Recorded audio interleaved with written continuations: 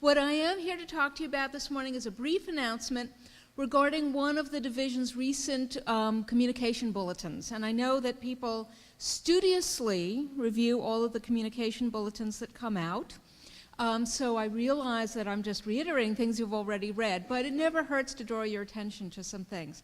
Particularly, we had one that came out just recently, a little over a week ago on September 23rd, and I draw your attention to Communication Bulletin number 139, which is about crisis plans. And essentially, what's being communicated is a change in expectation around crisis plans for our consumers, for a very wide range of consumers, particularly those folks whom we would consider high risk. And essentially, it's talking about bumping up the crisis plan and what is included in it and how it is to be prepared and to whom it would be made available. We are going to be preparing more information to disseminate to you via the hot sheet and via future info shares, but I did want to put it on your radar right now. The new crisis plans for these particular individuals will really come into effect on January 1st. However, the next 3 months are really the ramp up for that, and there will be an opportunity for people to learn about the plans and to start to put those into effect. And essentially, what these plans are, and these enhanced crisis plans, if you will, are affecting certain consumers. And just to, without reiterating all of the pieces, because they're also associated with locus and colocus scores and ASAM scores, et cetera, but particularly there's a very wide range for children who are presenting with perhaps a heightened need for those crisis plans, including those children who have various kinds of psychotic disorders, mood disorders, anxiety disorders, sexualized behavioral kinds of disorders, eating disorders, disruptive behaviors, conduct disorders, children who are DJJ involved. In short, many of the children that we see regularly. It's a little bit more narrow on the adult side, but they are the individuals whom you would expect, people who present more frequently to the ED, etc. Those include individuals with schizophrenia, individuals with various kinds of mood disorders, including major depression and bipolar disorder, and particularly PTSD as well. And those might be as primary or secondary disorders. Also includes individuals with substance abuse, particularly those individuals with dual diagnoses. And in the world of IDD, people who've been referred to or discharged from NC START, people who have been discharged recently or from a developmental center, unplanned restraints, 2 of those within a quarter.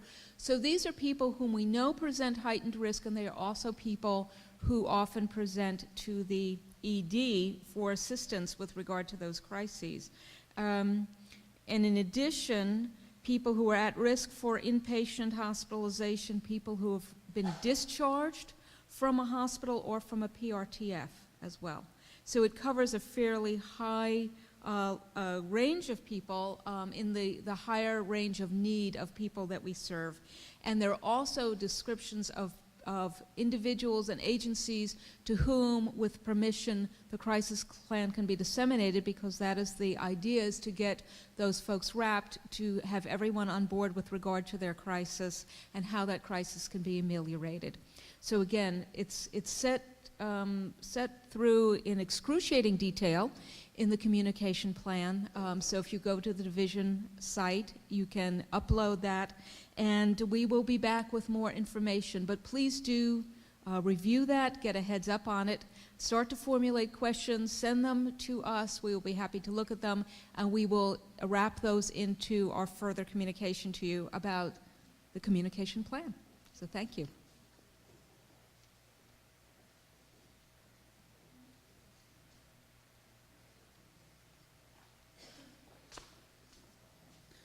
All right. Do we need to like stand up and do the hokey pokey or something?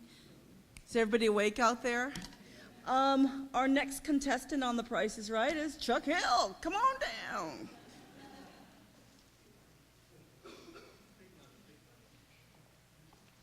I'm here to talk to you this morning about business associate agreements. So, have any of you heard of the Healthcare Omnibus Act?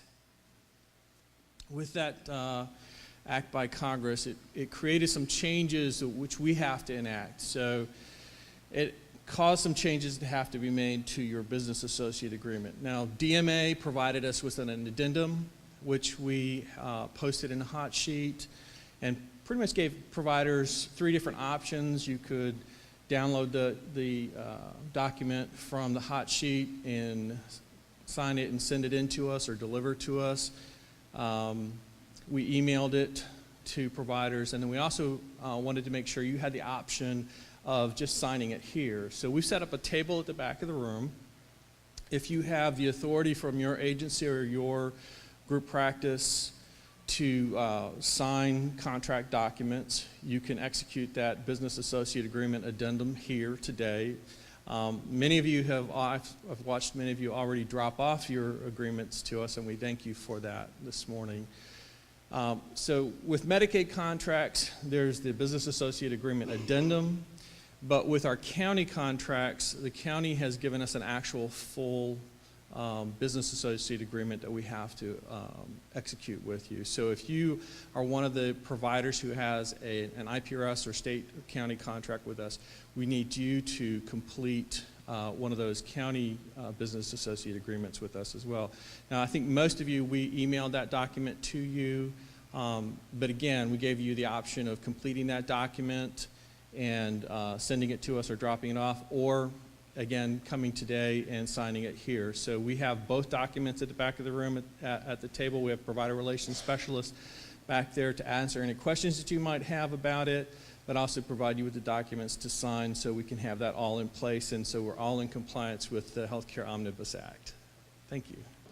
I want to take just a few moments just to talk about, give you some information on the HIPAA or the high-tech HIPAA final privacy rule that I'm sure many of you are aware of.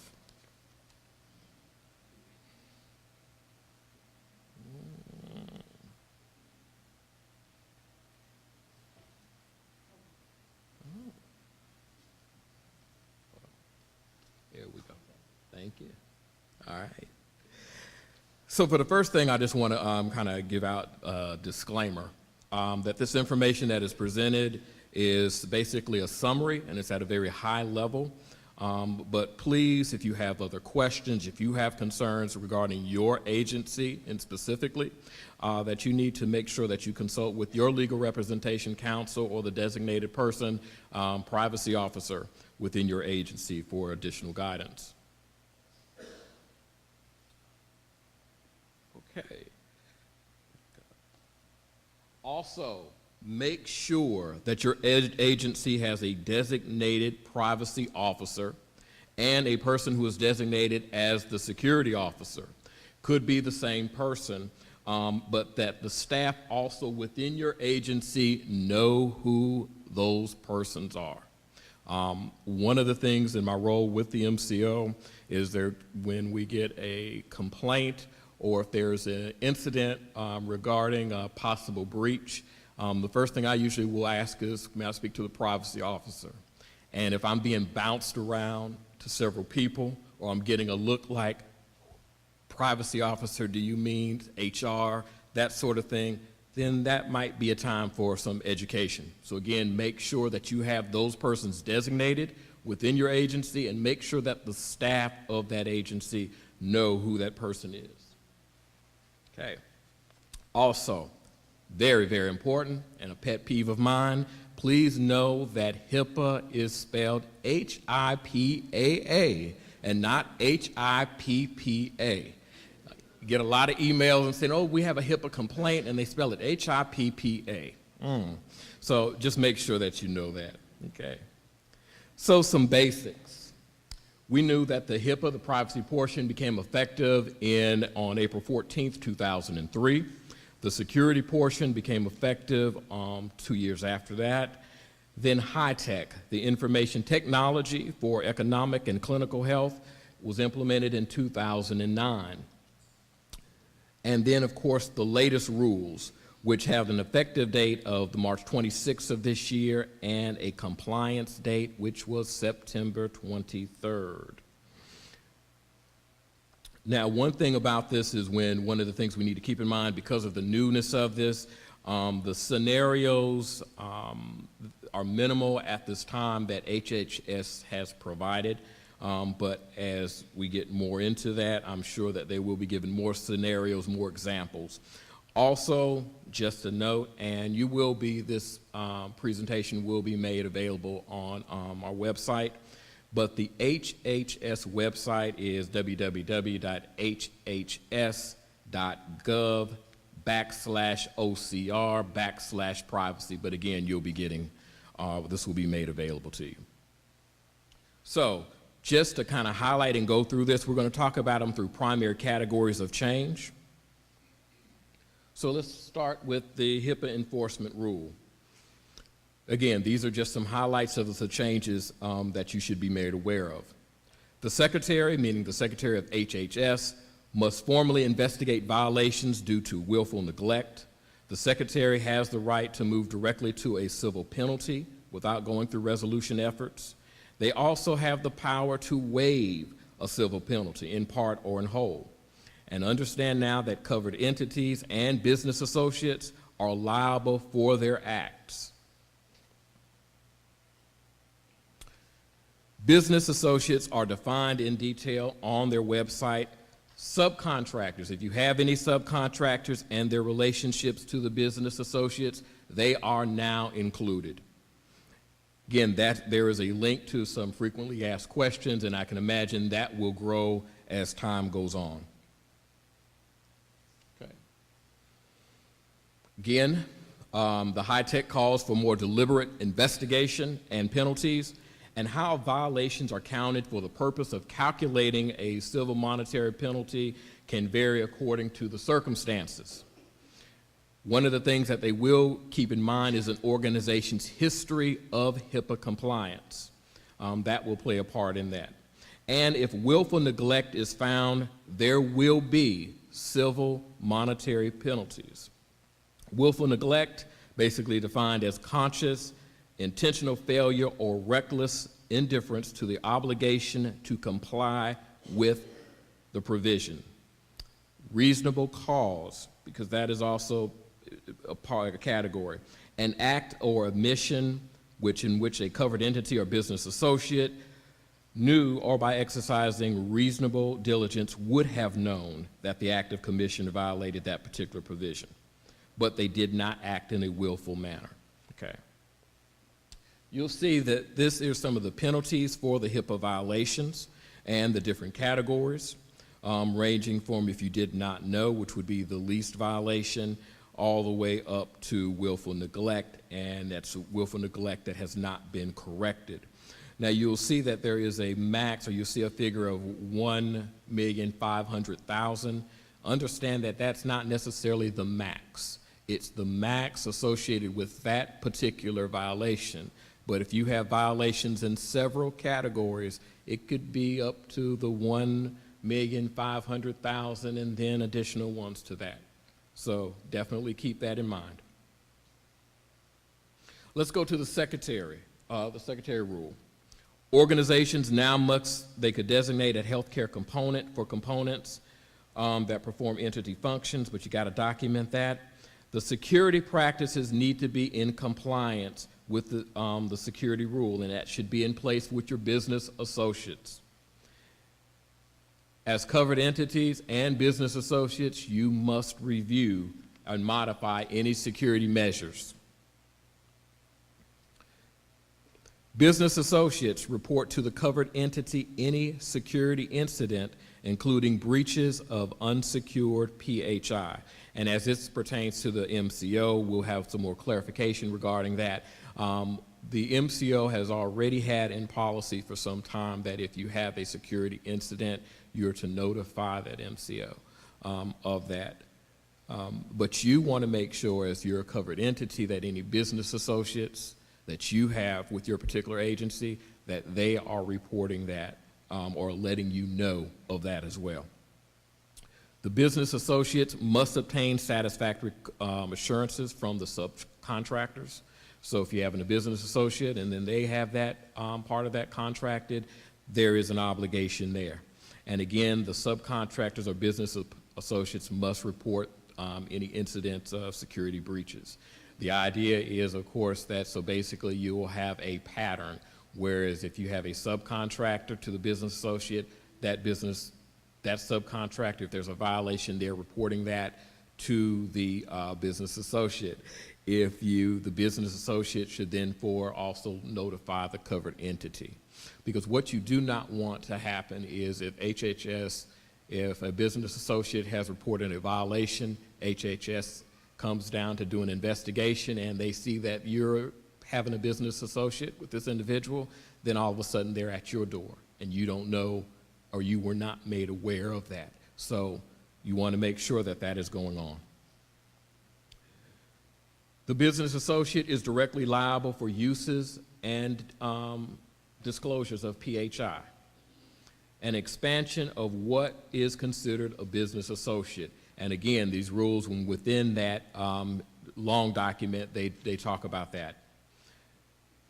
Business associates must have their business associate agreements with their subcontractors. And again, if you're a covered entity, you need to be monitoring the business associate agreements.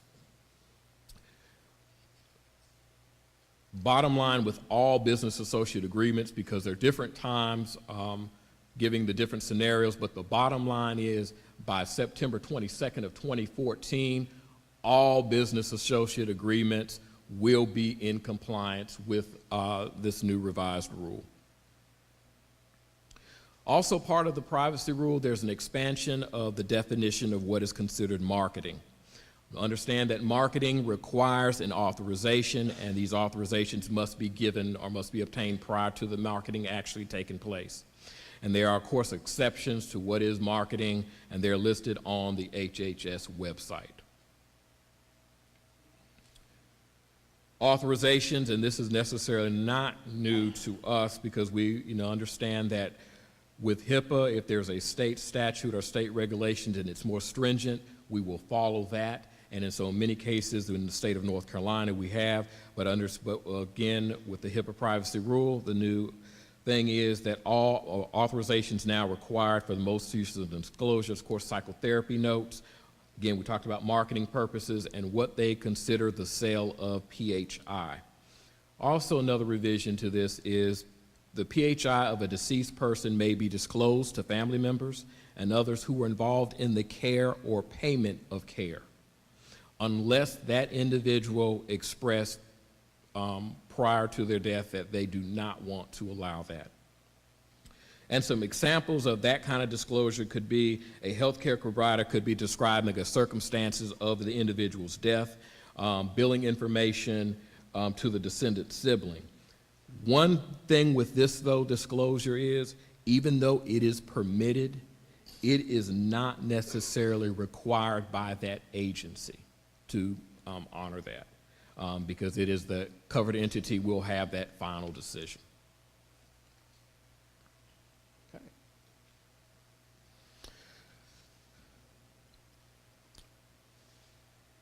We talked about the family members, and of course they will give a definition of who is considered a family member. Your notice of privacy practices, they must now include that modified language within your notice of privacy practice. And in that modified language, it's going to include the right of the affected individual following the breach of an unsecured PHI. So within that, you need to have language saying that if there is a breach of and it's in an unsecured manner, what that right of that individual will have. It also must include a statement regarding fundraising communications, and the right to restrict disclosures to a health plan if they pay for the service out of pocket for the full price. Okay. Covered entities that are health plans, they have specific notice of privacy practices, redistribution requirements. Continuing with the redistribution of the notice of privacy practice, providers are now are not required to print and hand out a notice of privacy practice to all persons seeking treatment. That particular is not necessarily a requirement. Providers are required to give a copy of the notice of privacy practice and obtain a good faith acknowledgement of receipt for their new patients. The revised notice of privacy practice should be posted in a prominent locations with copies made available. And of course, to comply, and the cultural competence piece, but to comply with the Rehab and with Rehabilitation and Americans with a Disability Act, it is suggested that there are such formats as Braille, large print, and perhaps audio. So again, these are some things that you need to think about. With the privacy rule, there is now included in that language, there is a 30-day provision that will, if a person is requesting that information, you have 30 days to make sure that you respond and give it to them. However, if, for instance, your records might be off-site or in a different location, you can be granted an additional 30 days. So a max of 60 days can be allotted for that. And again, that's up to, so we're not saying that you have to wait till day 27 before you provide that to them. Of course, you want to get it as soon as possible, but understand within that language, you should now be providing that information within 30 days. So within your agencies, if you do not have a policy or you're not monitoring how long it takes, you would probably want to be advised to do so. Because the other thing about with the update, the thinking is that now patients, consumers are going to be more aware of what their rights are. And what you don't want is for them to complain to the secretary, who will have that right to open up an investigation. So keep that in mind. Also, when an individual is requesting this information, they now have the right to request it in a format other than paper. So if they want to request it electronically, they have that right. And as much as possible, you should try to honor that request. The only thing that the language says in it, it has to be in a machine-readable format. So if it's provided back to them, it needs to be in Microsoft Word, could be in Excel, could be in a PDF, something that many people would have access to. The HIPAA breach notification rule talks about the impermissible use or disclosure of PHI, and that's going to be presumed to be a breach unless it's demonstrated that there's low probability that PHI has been compromised. So when there is an incident, you within your agency will need to do an investigation. A risk assessment that can be done to determine the level of harm.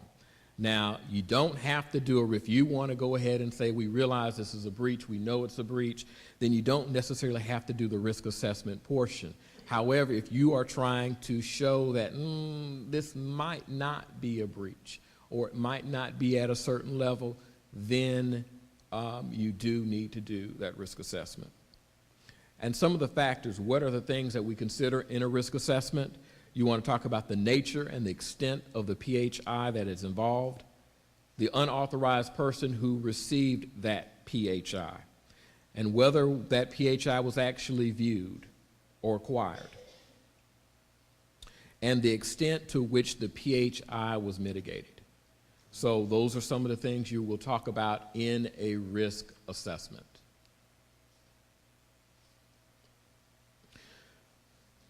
The minimum necessary standard has been extended to business associates, so your business associates must also make sure now that they're following the minimum necessary standard, and understand that now any uses or disclosures that violate the minimum necessary standard could now also be considered a breach.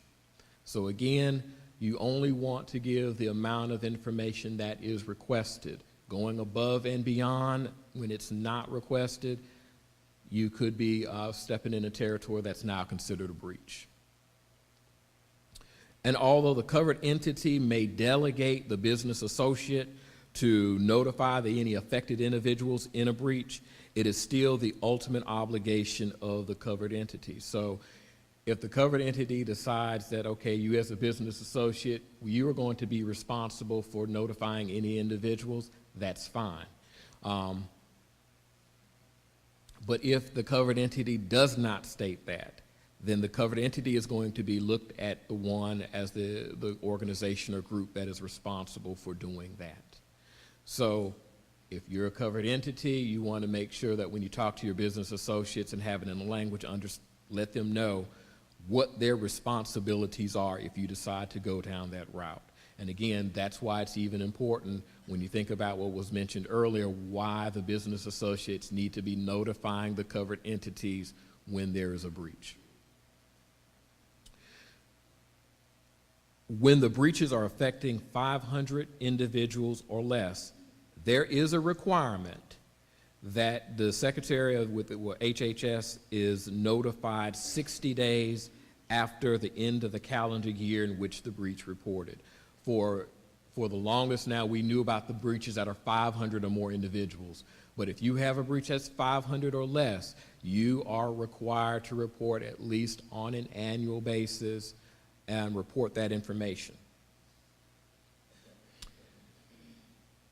Now, breaches involving 500 or more individuals, again, you still have to report those to the Secretary of HHS. Furthermore, if there are 500 individuals or more, and it's within the state or the same jurisdiction, that must be reported to a prominent media outlet. So not only you have to report it to the Secretary of HHS, you also must report that to a prominent media outlet. And that has to be done with a maximum time of 60 days at the discovery of a breach.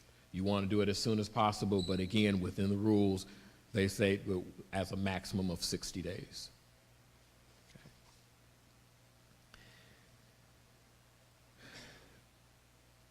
And when the breach has affected 500 individuals or less, the time requirement we talked about is 60 days after the end of the calendar year, not when it actually occurred. Okay. Again, this is just a very high-level version of some of the changes and some of the rules that have occurred, but you want to make sure, we wanted you to be aware. And again, if you're not aware, now is definitely the time to find out and make sure that your agency, the policies are up to date. Make sure that your notice of privacy practice, if it has not been revised, make sure it is revised to include that modified language. Make sure that that revision date is on that notice of privacy practice. And if you have to, as far as with new individuals, make sure that that's made available. Okay. Good morning to you, the provider community. Thank you for coming out this morning to this meeting. At this moment, I'm substituting for Michelle Lancaster, the Assistant County Manager. She sends her regrets. She's tied up at the Health Department on Beatties Ford Road this morning. You know that Michelle is covering for us and the Health Department and all her regular duties, so she's a little busy these days. She wanted me to let you know that she's sorry she couldn't be with us today. The RFIs, you know, we need a partner. You know, MeckLINK needs a partner. We need to decide a new governance structure. We've been talking about that for several weeks. The legislature says that MeckLINK can't be operated by the county government after March 31st. So the Board of County Commissioners needs to decide what our new governance structure will be. I know you watch the County Commission meetings from start to finish every other week, just like I do. They go on for a long time. The one 2 weeks ago included the topic of MeckLINK, and it was decided then that an RFI would be released to look for partners for MeckLINK should we merge with another existing MCO. Those RFI responses are due back to the county Friday afternoon, this Friday, October 4th. We hope that the board will receive the information on October 15th about those RFIs, and that on October 15th, they will make a decision about the governance structure going forward. We hope that's what they'll do. They don't have to do that.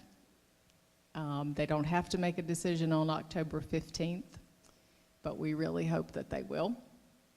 So we will wait and see what happens about that, and when we know, we'll share that information with you.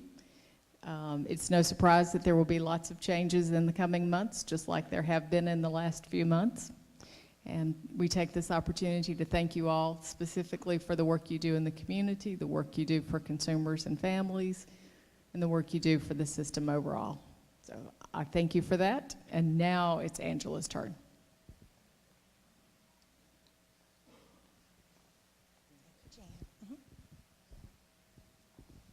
Okay, good morning. So this morning I'm here to talk to you guys about NC TOPS, and want to make sure that everyone has a clear understanding of what's required, why it's required, and kind of what you can get out of the system. So before I get started, I want to kind of tailor this talk on the fly, and I want to get an understanding of who's in the audience. How many NC TOPS super users do we have in the audience? And of the hands that are up, how many of you have attended a super user training that I've presented or facilitated? Okay, so about half of you. How many agency owners or executives do we have in the audience? Individuals that are key decision makers. Okay, okay. So with that in mind, what I want to do is kind of talk to you all about where you all have come as a provider network in regards to NC TOPS, the improvements that have been made, and how we're going to continue to work on making sure that we maintain the level of compliance that we've achieved. I can start by telling you that for the last several reporting quarters, the NC TOPS compliance benchmarks had not been being met. And so what are those benchmarks? During my training, I play a little AT&T commercial where the kids are sitting around the table with the guy, and they're like, what's better, doing 2 things at once or 1? And the kids are like, two, and the little kid's like, you got to do this and do this, right?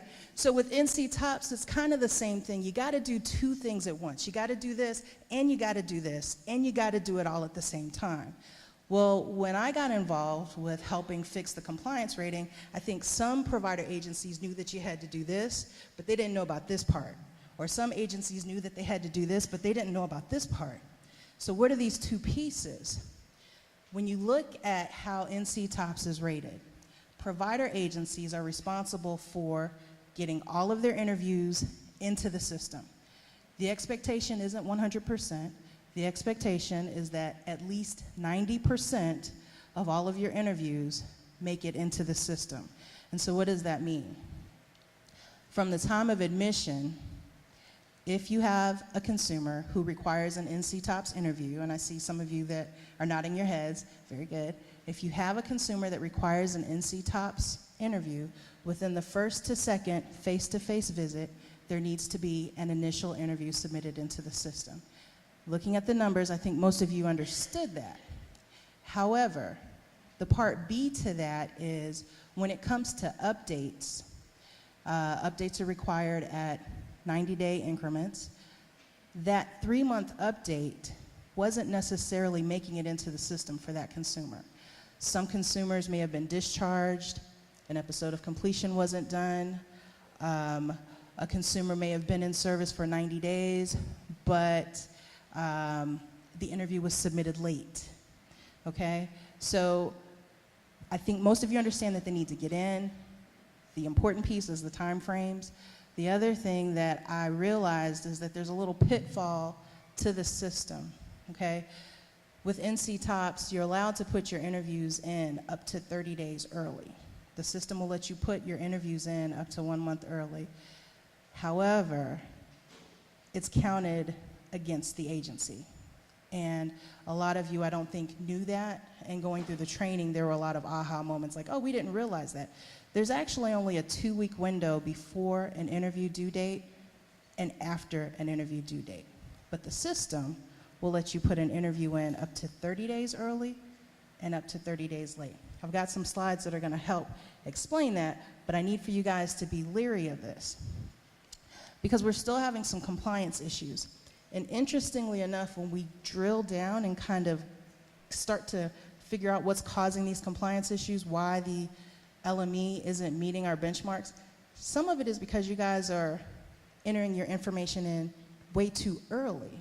And you probably didn't know that that was negatively impacting your performance, the provider network performance as a whole, and thus the LME MCO performance. Okay, are we good? Okay, I'm gonna leave room for some questions at the end, just in case, but I'm gonna use regular NC-TOPS language. I'm gonna show you where some guidelines are that you can actually go out and read this stuff for yourself. So hopefully a lot of this is obtainable and digestible during this presentation. But I'm gonna get started. This is the NC-TOPS training in its entirety. I didn't redact it at all because I want you to see all of the information that's out there. This presentation is actually available on the MeckLINK website in the provider resource folder.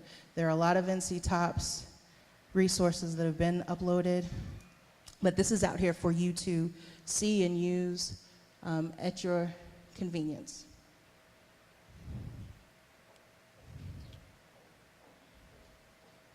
Clicker problem. It'll work when they get over here. Clicker problem.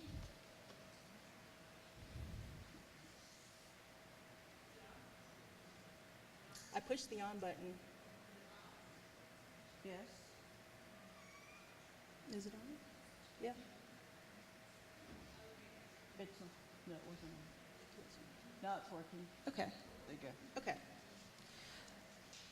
So again, some of these slides I'm just going to skip, and I'm holding the mic so that I can turn and kind of easily walk you guys through this. During the full version of the training, we talk about confidentiality, the why and what behind NC-TOPS, using NC-TOPS web-based system, understanding provider and LME MCO benchmarks and outcomes. That's the point that I want to focus on today because we're still having some problems with compliance, agency compliance issues. It's much less, but it's still an issue. And then there are also some slides in here on troubleshooting common error messages if you are a super user or if your staff are experiencing problems. There's information in this presentation on provider accountability and sanctions, which I'm also going to talk to, and then the benefits of provider agencies. So today we're going to hit mainly on topics 4, 6, and 7, okay? But just having spent a little bit of time listening to Mr. Gregory West talk about confidentiality, remember that NC-TOPS also deals with private health information, falls under the same requirements, the HIPAA requirements, and you're obligated to protect that information. One point under the confidentiality language in the NC-TOPS guidelines that you may not have known is once you discharge a consumer, if you opt to do a follow-up interview, which is available through the system after discharge, you have to have a brand new consent form signed to do that interview. And some of you may or may not have known that. That's important. You want to have that in file. It should be dated shortly prior to the date that that interview was conducted. Okay. So, need a release of information.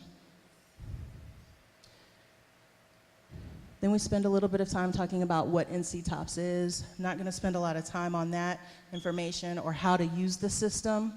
The red letter text kind of talks about how it mirrors the service definition language. You may want to spend some time using this. The how the system works. We get into that. Benefits to provider agencies. This is kind of where I want to spend a little bit of time. Progress to goals. NC-TOPS tracks individual progress and consumer progress monitoring. That's a requirement under a lot of the service definitions. That's also a requirement under a lot of your accreditation standards. They want to see progress of consumer treatment over a period of time. The NC-TOPS interviews can be used to show that progress over time. There's an individual consumer report that you can pull that you can use during your treatment teams. You can use that report to help with your treatment planning, your goal updates. Okay. Second benefit is it does help support national accreditation efforts. Accreditation bodies and other reviewing Other reviewers often require evidence of assessment of progress at admission and overtime, as I said, and they also look for post-discharge follow-up. And that NC-TOPS recovery follow-up interview can often be used to support those efforts. Again, don't forget, if a consumer has been discharged and you do opt to use that recovery tool, you'll need a new consent or release of information form signed on file for that consumer.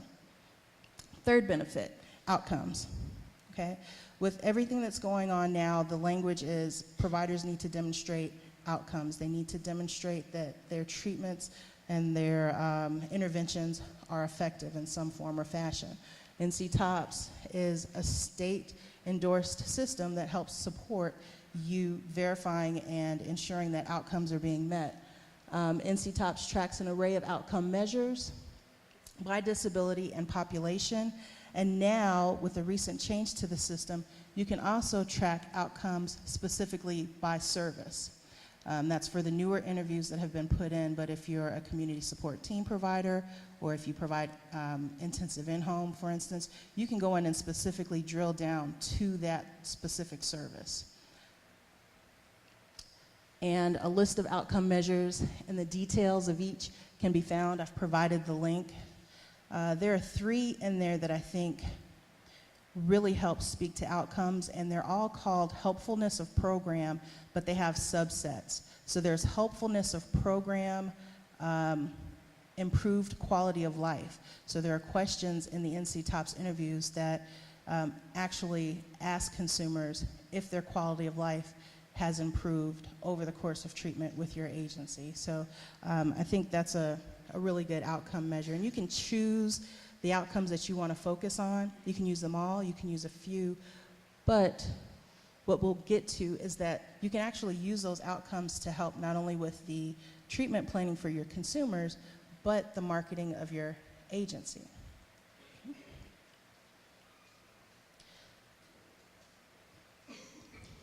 We're going to fly past using this system.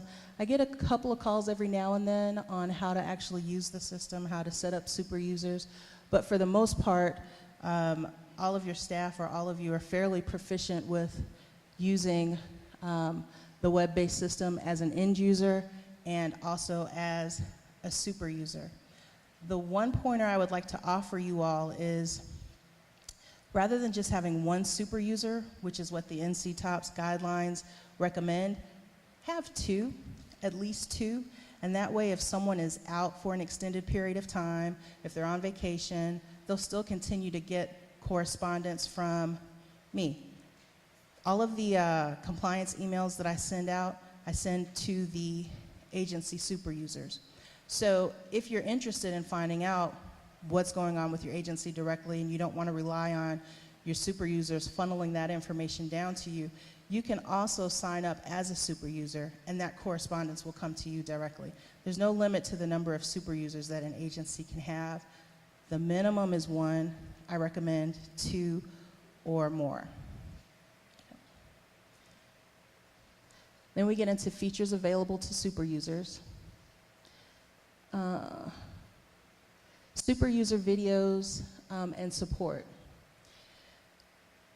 I've created 3 videos to date that are out on YouTube. If you do a search, MeckLINK NC-TOPS, there are 3 step-by-step videos out there that show you how to create a new user, that show you how to remove a user, and I can't remember right off, the other one is, it was a pretty frequent call. We've started an interview, but we can't find it. The system is saying that this interview is missing. So that video is out there. Those were the top 3 calls that I was getting. So I did step-by-step videos because a lot of times it's easier for people to actually see the process than actually have to go and find the resources and the instructions. So those videos are out there for support. Those were the top 3. There are more coming, hopefully, and we'll have a video to touch on all of the major trouble spots in the NC-TOPS system. There's also information on troubleshooting error messages. We're going to skip by that. This part is the part that I want to talk about. understanding provider and LME performance benchmarks and outcomes. Not so much that I want to talk about it, but I really want to focus on it and make sure that you guys understand what the compliance benchmarks are and kind of what we're up against.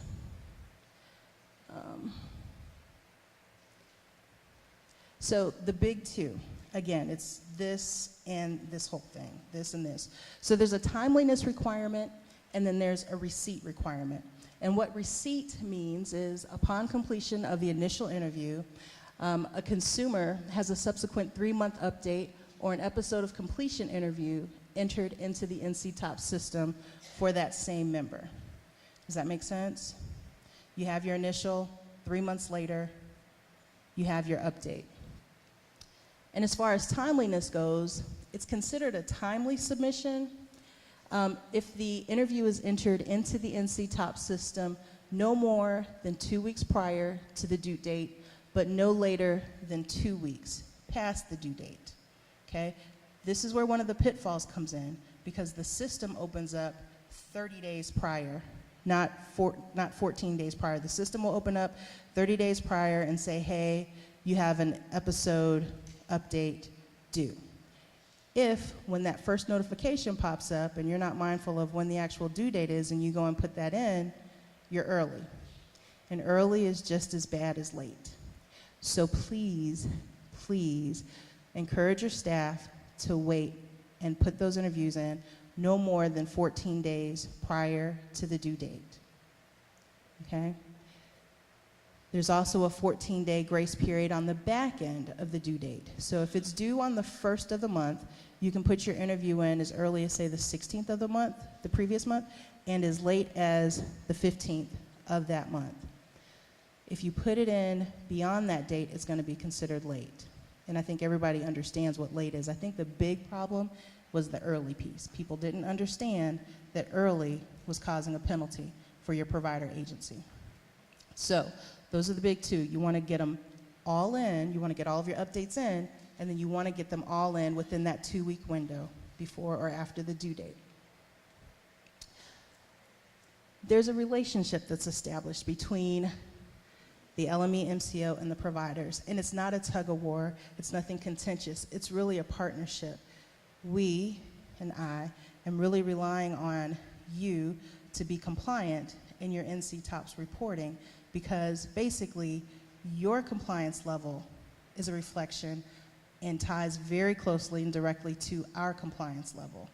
If the provider network agency falls below the 90% benchmark for receipt and timeliness, the LME is below our reporting benchmark. So we really are relying on you to ensure that your NC-TOPS reports are submitted on time and that all of them get into the system. Again, the big two, I really focus on this during our training to kind of drive this point home. There's a 90% reporting compliance, 90% compliance requirement for both timeliness and receipt. So if we get 90% or better of them in on time, but we don't get 90% of them, if we get 90% of all of our interviews into the system, but we don't get 90% of them in on time, have we met our benchmark? Right. You have to meet both A and B to meet that benchmark. Okay, and for us, it's a star. We get a star on our quarterly performance contract report, and hopefully this quarter for October, we will receive a star under NC-TOPS. I've got my fingers crossed. I think we kind of eked out at like 94% of all interviews were put into the system, and I think like 90.28% were put in on time. So let's kind of give ourselves a little premature round of applause. Okay. But let's not get too excited, because 50% of everything that's going to count against us is because they were put in too early. Okay, and I know some of you see the summaries, and I try to break it down so you can see. I think there were 42 interviews that were submitted late, something crazy like that. 24 of them were put in too early. So I appreciate your enthusiasm. We just gotta, we gotta operate within our parameters so we don't cause any problems. So this is a graph that shows how that A and B component tie together to make sure that we are compliant. We can get less than 90% in, less than 90% in on time, we won't meet that benchmark. We can get 100% in on time and less than 90, we won't meet it. We can get less than 90 in, and we can get all of what we do get in on time, we won't meet it. You've got to get all of them in, and you have to get all of them in on time to meet the benchmark. And when I say all of them, I say 90%. But it's in your consumer's best interest, I would think, that you get all of your interviews in, okay? So this is just an example of what happens and why it's important to make sure that you are focusing on your NC tops month to month versus quarter to quarter. Because the quarterly figures come out and they're really an average of 3 months of performance. But you really want to, as a provider agency, you want to focus month to month, and your NC tops interviews that are required are going to be based on your admissions. So if you have a month where you have 4 or 5 admissions, if you miss one 3-month update 90 days from there, you're out. 4 out of 5 is 80% compliance. The 3 out of 4 is 75% compliance. So if you just miss one, if you have a low admission rate for any particular month, if you just miss one of those interviews, you're out of compliance, okay? So that's why it's important to understand how these numbers work and how these compliance ratings are calculated. So in this case, this agency had 4 consumers admitted. The MRNs are down the side. Those are fake, by the way. The 3-month updates were received for 3 of them. They had a received compliance rating of 3 out of 4, 75%. One of them went in too early and one of them went in too late. So they actually only, of the 3 that they put in, they only got 1 in on time. So they're at a 25% compliance rating for timeliness. So they're out. They're out. And I'm not sure how realistic these numbers are in comparison to what your agency's activity is or what your admission rates are. But remember, the fewer admissions you have in a month, the smaller the margin of error is. Okay? If you have 100 admissions in a month, how many interviews can you miss? 10. You can miss 10. Okay? You can be late on 10. But if you only have 10 admissions for the month, you see how the math plays out, okay? So it's important that you understand that. So again, 3 out of 4 is 75%, 1 out of 4 is 25%. Your ship is sunk for the month just by missing that one. Okay. So that's kind of how the numbers are calculated. And I know in the world of Gold Star and constant audits and everything that's going on in this climate, NC tops kind of makes its way to the bottom maybe of the totem pole. But what I want to express to you is the importance of this data.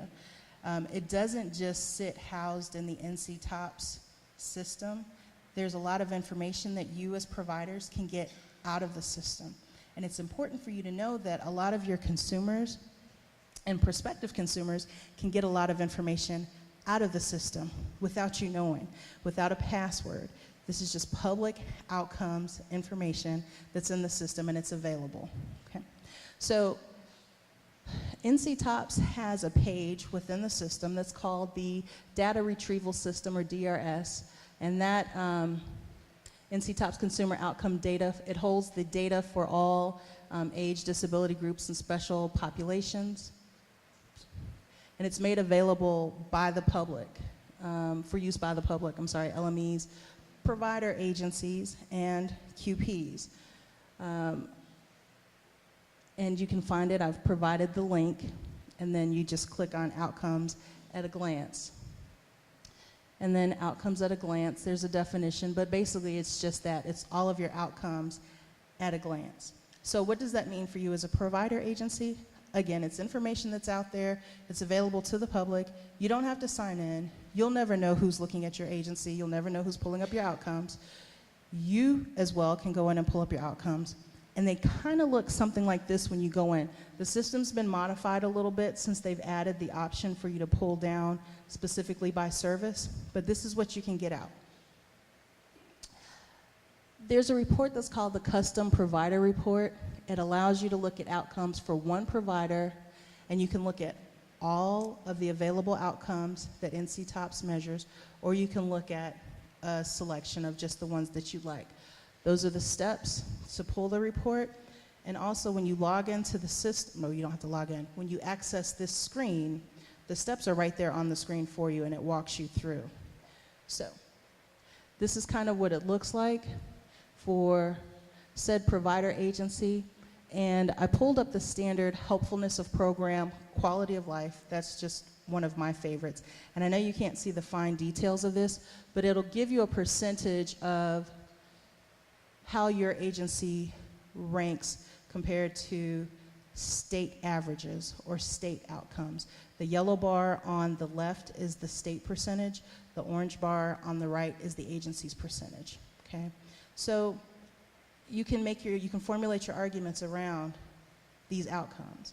Are we doing better? Are we doing worse? Do we need to improve in this area? You can develop performance improvement plans based on solid, reliable, data-driven information. And so that kind of elevates your agency to the position where you're making data-driven decisions, okay? So that's this one. You can export these charts fairly easily. You can paste them into your own agency's format. You can paste them into brochures. You can put them wherever you'd like. You can also export the raw data and create your own charts if you don't like the way this chart looks. But it's important for you to understand that you're not just putting information in for the sake of putting information in. You can get real, valuable information out of the NC TOPS system. Here's another one. Custom aggregate report. Again, it's one provider agency across locations. So if you have multiple sites, you can choose your multiple catchment areas. Again, it's all or selected outcome measures. And this is kind of what it looks like. This is an actual agency, so I've blacked out the identifying information. But again, this one is helpfulness of program, quality of life. We're looking at the 6-month updates, and you can see how they rank compared to the state average overall. How many of you would actually be interested in seeing your agency's information now that you've seen this? Question? Okay, I'm almost finished. We get your question at the end. Here's another one. From the data retrieval system, it's your provider comparison report. So here, you can choose up to 5 providers, and you can choose one outcome, okay? I'm a big CARF accreditation person. I've been through CARF several times, and there's a standard in there that says, how does your agency compare to other agencies in your area? And I was like, I don't know how in the world I'm going to find that information. It's kind of, this is helpful. This is helpful. So you can pull up a report, and here you have the state's data to the left, another agency in the middle, and your agency on the far right. And so then, you can see how your agency stacks up. Now, of course, for all intensive purposes, I found scenarios that kind of promoted the agency, quote unquote, that I was looking for. Not all of your outcomes are going to be great, but that's where you as an agency can say, hey, we need to work on this. If your consumers are reporting that their quality of life outcome is far below state average or far below comparable agencies in your area, put a plan together to make an improvement. And it can be based on data. We're at 46% compared to a state average of 78%. We want to see a 10% improvement over X number of months, or we want to see a 20% improvement over X number of years, whatever. But you can put some solid plans together based on this information. So again, you're not just putting information in for the sake of putting information in. You're getting real information out. You just need to know how to get it out, and this is how you do it. So this is the last major speaking point, and it is provider accountability and sanctions. And we get back to this grid of not meeting compliance. So what's going to happen when a provider agency doesn't meet their compliance rating? Well, there's a new policy that will be rolled out shortly in the hot sheet. It's QM08, and it's called the NC TOPS Reporting and Accountability Policy. And in that policy, it basically consolidates every single piece of NC TOPS language and consequence into a 6 or 7 page policy. And what it says and what it explains is that as the LME MCO, we expect provider agencies to enter 90% or more of their interviews on time. We expect the provider agencies to enter their interviews within the timelines, and the timelines are clearly outlined within the policy. It explains why we're doing it, and it's because we have a requirement to maintain compliance as an LME MCO, but then it also explains what's going to happen if provider agencies do not meet those performance benchmarks. And basically, in a nutshell, what's going to happen when those performance benchmarks are not met is that you will be reported to provider operations. That's what I will do. At the end of the month, any provider agency who is less than 90% will be rolled over, and they will do what they see fit based on the, it's called the Provider Sanctions Grid, and that's also available for your review on the, in the Provider Resource Library. Okay, is everybody kind of clear on that? Okay, that's in a nutshell what's going to happen. I will base it strictly on the numbers. And the other thing that I'm probably going to end up looking at, and we may need to revise the policy, is there's also an expectation that when we call to help you meet your compliance percentage by saying, hey, did you realize you're running a couple of days late on this interview? Or when we send an email that says, hey, just want to let you know you have an interview that's kind of slipped through the cracks. We expect a response, either a return call or a return email, just out of professional courtesy. There are instances where 2 or 3 calls have been placed to an agency with no response. That's just not acceptable. And lo and behold, those interviews tend to slip through the cracks, because if we can't get in touch with you to tell you what's going on, we can't get the problem fixed. I can't go in and submit your interviews for you.